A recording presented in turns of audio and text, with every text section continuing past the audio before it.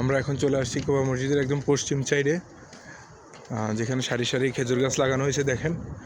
আর এদিকে মানুষ বসার জন্য মনোরম একটা সুন্দর জায়গা তৈরি করে দিছে, যেটা ইনশাল্লাহ সামনে গেলে দেখতে পাবেন। আমি যদি একটু জুম করে দেখাই, এই যে অনেকগুলো তারা, এখানে এগুলা তারা বলতে এখানে সবগুলো স্টল, ছোট ছোট স্টল। এখানে অনেক জুস বিক্রি করে, ফ্রুটস বিক্রি করে, এই হচ্ছে অবস্থা। এই যে আমরা এখানে দেখতে পাচ্ছি তরমুজ বিক্রি করতেছে। তরমুজ গোটা বিক্রি করে না, এখান থেকে জুস বানায় বিক্রি করে। আর অনেকগুলো স্টল আছে এখানে। যদি আমরা এদিকে দেখি, আরও